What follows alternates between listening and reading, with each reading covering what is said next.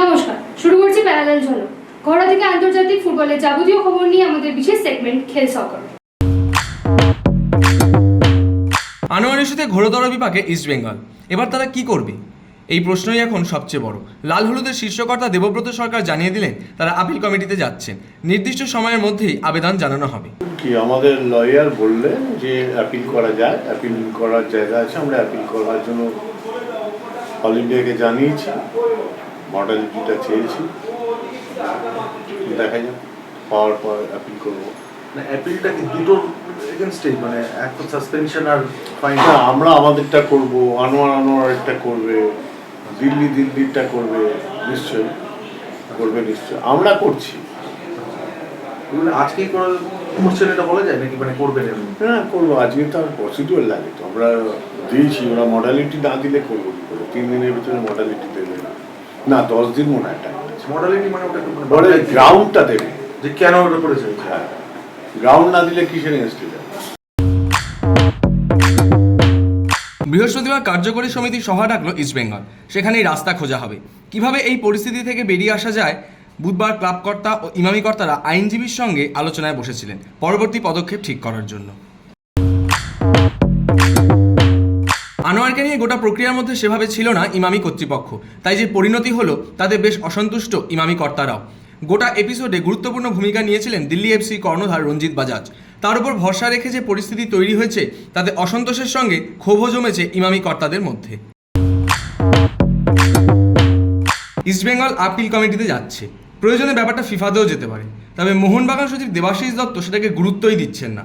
তার আত্মবিশ্বাসী বক্তব্য, কোনো অবস্থাতেই অন্যায়টা ন্যায় হয়ে যাবে না। আমরা প্রথম থেকেই বলে এসেছি আমরা ঠিক আছি, ওরা অন্যায় করেছে, ওরা ভুল করেছে, প্লেয়ারটাকে ধোকা দিয়েছে, থাপ্পা দিয়েছে, সেটা প্রমাণিত। ফিফার রুলটা যেটা নিয়ে ওরা দেখাতে চেয়েছিল সেটা যে একদমই আমাদের দেশে খাটে না, সেটাও প্রমাণিত হয়ে গেছে। আজকে তো সেই জন্য এই নিয়ে আর আলোচনা করার অবকাশ নেই। যে ইচ্ছে যে কোনো জায়গায় যেতেই পারে, যাবে তাদের কি গেল? আরেকটা কথা, কি সম্পর্ক? অন্যায়টা ন্যায় হয়ে যাবে না তো। কাঠগড়ায় রঞ্জিত বাজাজ। আনোয়ার ইস্যুতে দিল্লি এফসি কর্ণধারের বিরুদ্ধে রীতিমতো ক্ষোভ উগরে দিলেন মোহনবাগান সচিব দেবাশিস দত্ত থেকে প্রাক্তন ফুটবলার মেহতাব হোসেন। আমরা নেক্সট এক্সিকিউটিভ কমিটিতে আমরা প্রস্তাব দেবো যে রঞ্জিত বাজাজকে মোহনবাগান ক্লাবের থেকে ব্যান করা উচিত। ক্লাবের কোনো প্রোগ্রাম কোনো জায়গায় তাকে যেন ঢুকতে না দেওয়া হয়, সেটা আমি এক্সিকিউটিভ কমিটিতে প্রস্তাব দেবো কামিং 2 ইয়ার্সের জন্য। এবার এক্সিকিউটিভ কমিটিতে যদি পাস হয় তাহলে সেটা লাগু হবে। আমার মনে হয়, আমি আজকে দিল্লির ওনারের কথা শুনছিলাম, উনি বলছেন এখন খেলা বাকি আছে। তো আমার বলাটা মানে হচ্ছে, এটা কি এই সিজনটা কি পুরো এরমই চলবে? টিম কি ইস্টবেঙ্গল খেলবে না? টিম কি তোমার ইস্টবেঙ্গল সাজাবে না? ওনার খেলায় যদি সারা বছর চলে যায় তো টিম কি খেলবে না? একটা প্লেয়ারের জন্য কি ইস্টবেঙ্গল দাঁড়িয়ে থাকবে? এটা আমার মন্তব্য করাটা ঠিক হবে না, কিন্তু কিছু লোক ইন্ডিয়ান ফুটবলে এখন জুড়েছে, তারা নিজে বেনিফিট তুলছে, ঠিক আছে, প্লেয়ারদের বিক্রি করছে, যেরকম এজেন্ট হয়েছে, ঠিক আছে, এজেন্টের প্লেয়ার প্রচুর আছে, যেরকম কিছু লোক এরম ওনার হয়েছে, ঠিক আছে। তো এইভাবে করে ইন্ডিয়ান ফুটবল ডেভেলপ হওয়া খুব ডিফিকাল্ট। প্রফেশনালি দেখো, যেটা ফিফাতে নিয়ম এখনো লাগু হয়নি যখন ইন্ডিয়াতে, তখন ভাবা উচিত ছিল ইস্টবেঙ্গল ম্যানেজমেন্টকে ওনার কথায় বা এ না করে আমি সাইন করাবো না। আজকে প্রবলেমে পড়লো তো ইস্টবেঙ্গল অফিসিয়াল না, ওনার কি আছে? উনি দিল্লিতে বসে থাকবেন, উনি বলছেন খেলা হবে, এখনো খেলা বাকি আছে। দিল্লি এফসির কর্ণধার রঞ্জিত বাজাজ ঘনিষ্ঠ মহলে জানিয়েছেন তিনি আনোয়ার ইস্যুতে আপিল কমিটিতে যাচ্ছেন। ঘনিষ্ঠ মহলে আরও একটা কথা জানিয়ে দিয়েছেন তিনি, জরিমানার টাকা দিল্লি এফসি দেবে না, অর্থাৎ ক্লাবের জরিমানার টাকা দেওয়ার দায় পুরোটাই পড়তে চলেছে ইস্টবেঙ্গলের উপর। তাই সমস্যা আরও বাড়তে চলেছে লাল হলুদের। কিছু সমর্থক ক্ষুব্ধ ক্লাবের কর্তাও রঞ্জিত বাজাজের ওপর, আবার সমর্থকদের কিছু অংশ কর্তাদের ওপর এখনও আশা রাখছেন এই পরিস্থিতি থেকে কর্তারাই ক্লাবকে বার করে নিয়ে আসবেন। একজন সমর্থক হিসেবে আমি যতটা বুঝতে পারছি সব কিছু জেনে শুনেই ক্লাব মানে আমাদের ক্লাব বা ইমামি ম্যানেজমেন্ট এটা এগিয়েছে। কারণ রঞ্জিত বাজাজ জানে যে মানে ফাঁকটা জানে যে কারণ ফিফা রুলস যেটা হচ্ছে সেটা তো মানে আমি আগেও যেটা বললাম আপনাকে, ফিফা রুলস অনুযায়ী যেটা নিয়মটা কার্যকর করতে কিন্তু আগেই বলেছে, যেটা আমাদের ফুটবল ফেডারেশন এটা করেনি। কারণ রঞ্জিত বাজাজও জানে এর মানে আইনের ফাঁকটা, আর সেই কারণে হয়তো বা ইমামি ম্যানেজমেন্ট বা ক্লাব অফিসিয়ালরা সেইভাবে এগিয়েছে এর জন্য। এটুকুই শুধু বলতে পারি যে আমাদের ইস্টবেঙ্গল ক্লাবের কর্মকর্তারা যে সিদ্ধান্তটা নিয়েছে বা তারা যেটা করেছেন নিশ্চয়ই কোনো একটা মানে পরিকল্পনা করে বা একটা ভবিষ্যতের কথা মাথায় রেখেই এটা করেছে। এবার তাদের দূরদৃষ্টি বলো বা তাদের এই ব্যাপারে ভিশন সেন্স বলো আমাদের সাধারণ সমর্থকদের থেকে অনেক বেশি। তারা যখন কিছুটা করেছেন কিছুটা ভাবনা চিন্তা করেই করেছে।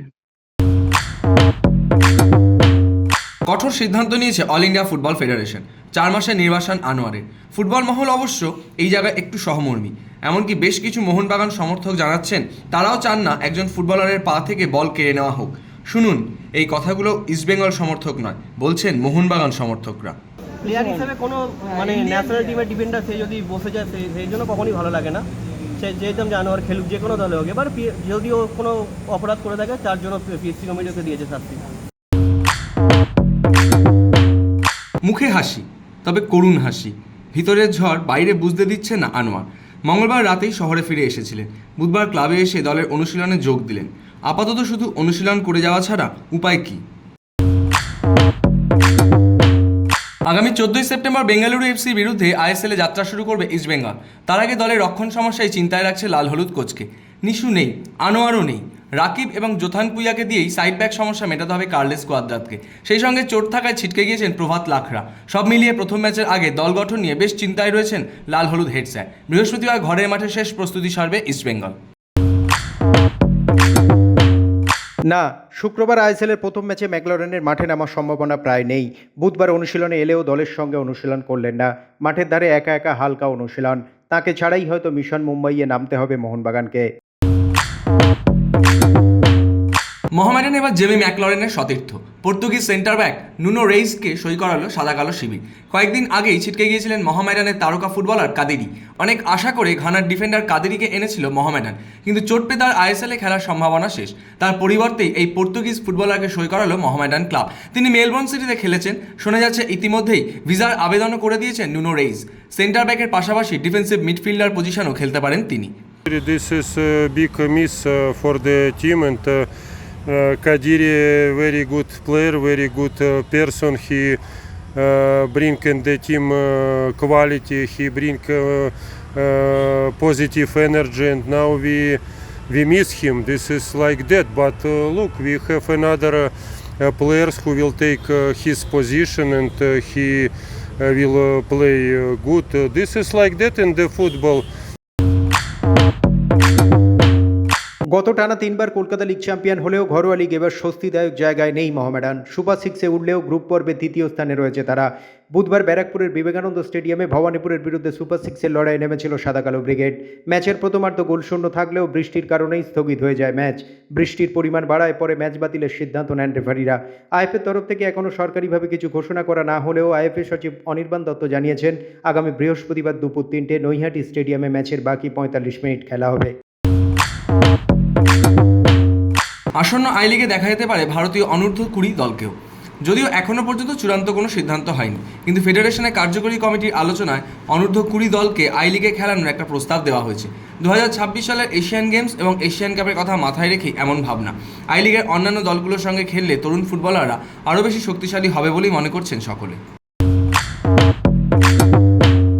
বিশ্বকাপের যোগ্যতা অর্জন ম্যাচে ঘরের মাঠে আর্জেন্টিনাকে হারিয়ে কোপা আমেরিকার ফাইনাল হারের বদলা নিল কলম্বিয়া। মেসিহীন আর্জেন্টিনাকে তারা 2-1 গোলে হারালো। চিলি ম্যাচের মতো এদিন ছন্দে ছিলেন না আর্জেন্টিনা। ম্যাচের 25 মিনিটেই ইয়েরসন মস্কেরার গোলে পিছিয়ে পড়ে তারা। দ্বিতীয়ার্ধের শুরুতেই নিকো গঞ্জালেসের গোলে সমতা ফিরলেও স্কোর কার্ড বদলাতে সময় লাগেনি খুব বেশি। পেনাল্টি থেকে করা গোলে কলম্বিয়া জয় নিশ্চিত করেন রদ্রিগেজ। বিশ্বকাপের যোগ্যতা অর্জন পর্বে খুঁড়িয়ে হাঁটছে ব্রাজিল। 8 ম্যাচে 3টি জয় ও 4টি হার নিয়ে তাদের সংগ্রহ 10 পয়েন্ট। গ্রুপ পর্বের 5ম স্থানে রয়েছে তারা। 16 বছর পর এদিন ব্রাজিলকে হারালো প্যারাগুয়ে। ম্যাচের 20 মিনিটে একমাত্র গোল করেন প্যারাগুয়ের দিয়েগো গোমেজ। বাকি সময় ধরে চেষ্টা করেও কোনো গোল করতে পারেননি ভিনিসিয়াস জুনিয়র ও রদ্রিগোরা। এবার ক্রিকেটের খবর। 22 বছর ছোট বড় সব খবর নিয়ে দেখে নেব আমাদের বিশেষ সেগমেন্ট লে ছক্কা। দীর্ঘ 3 বছর পর অবশেষে আইসিসি টেস্ট ব্যাটারদের তালিকায় প্রথম 5-এর মধ্যে রোহিত শর্মা টপকে গেলেন বিরাট কোহলিকেও। এই মুহূর্তে 751 পয়েন্ট নিয়ে 5 নম্বরে রয়েছেন ভারতীয় দলের তারকা অধিনায়ক। সামনেই রয়েছে বাংলাদেশের বিরুদ্ধে টেস্ট সিরিজ। এই মুহূর্তে তারই প্রস্তুতিতে ব্যস্ত রোহিত। চলছে জোর কদমে জিম। বাংলাদেশের বিরুদ্ধে রোহিত শর্মার সাফল্য দেখার অপেক্ষাতেই সকলে। বৃষ্টির জন্য মাঠ ভিজে মাঠকর্মীরা চেষ্টা চালালেও শেষ রক্ষা করতে পারেননি। অবশেষে ম্যাচ বাতিল হয়ে গিয়েছে। এরপরই নয়ডায় গ্রিন পার্ক স্টেডিয়াম নিয়ে শুরু হয়ে গিয়েছে বিতর্ক। কয়েকজন এসবি অফিসিয়ালসরাও আওয়াজ জোরালো করেছিলেন। এবার ড্যামেজ কন্ট্রোলে নামলেন আফগানিস্তানের ক্রিকেট ম্যানেজার মেনহাজ উদ্দিন। কার্যত নিজেদের ওপরই দায় নিয়েছেন তিনি। বিসিসিআই তাদেরকে 3টি ভেন্যুর অপশন দিয়েছিল। আফগানিস্তানই এই মাঠটা বেছে নিয়েছিল। মাঠ নিয়ে বিসিসিআই দিকে কোনো রকম আঙ্গুল তুলতে নারাজ মেনহাজ উদ্দিন। ফুটবল ক্রিকেট ছাড়াও রয়েছে অন্যান্য খেলার সব খবর। সেসব নিয়ে এবার উইঙ্ক প্লে।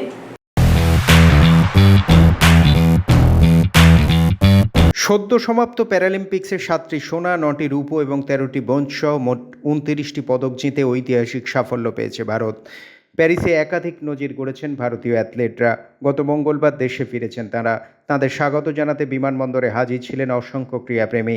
এবার প্যারালিম্পিক্সে পদকজয়ী প্রত্যেক অ্যাথলেটদের জন্য বিশেষ আর্থিক পুরস্কার ঘোষণা করলেন কেন্দ্রীয় ক্রীড়ামন্ত্রী মনসুখ মান্ডব্য। অলিম্পিকে তাকে ঘিরে প্রবল বিতর্ক হয়েছিল। এবার বিস্ফোরক মন্তব্য ভিনেশ ফোগাটের। প্যারিসের দুঃসময় পিটি উষার থেকে কোনো রকম সাহায্য পাননি তিনি। এমনকি তার বিরুদ্ধে রাজনীতি হয়েছে বলেও দাবি করেছেন ভারতের এই তারকা কুস্তিগির। প্রথম ভারতীয় কুস্তিগির হিসেবে অলিম্পিকে ফাইনালে পৌঁছেছিলেন ভিনেশ ফোগাট। কিন্তু নিয়মের বেড়াজালে পদক নিশ্চিত করেও খালি হাতেই ফিরতে হয়েছিল তাকে। এশিয়ান চ্যাম্পিয়ন্স ট্রফিতে টানা 3টি ম্যাচ জিতল ভারতীয় হকি দল। চীন জাপানের পর এবার মালয়েশিয়াকে 8-1 গোলে হারালেন হরমনপ্রীতরা।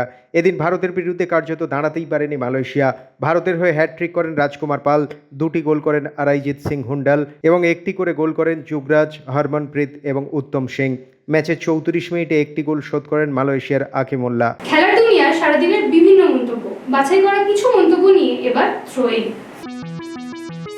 আগামী কয়েক বছর সেরার পুরস্কার জিততে পারে কিলিয়ান এমবাপে।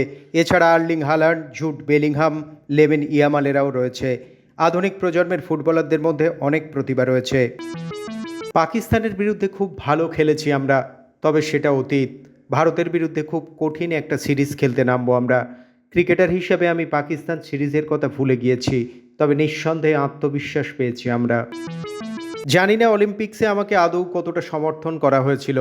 পিটি উষা ম্যাডাম হাসপাতালে আমার সঙ্গে দেখা করেছিলেন। একটা ছবি তোলা হয়েছিল। দরজার পিছনে অনেক রাজনৈতিক খেলাই হয়, একইভাবে প্যারিসেও রাজনীতি হয়েছে। সে কারণেই ভেঙে পড়েছিলাম। অনেকেই আমাকে বলেছে কুস্তি না ছাড়তে, কিন্তু কেন খেলা চালিয়ে যাব বলতে পারেন? চারিদিকে রাজনীতি। প্যারালেল ঝলক আজ এই পর্যন্ত। খেলার দুনিয়ার সেরা প্যাকেজ প্যারালেল ঝলক দেখুন রোজ রাত 10টায়।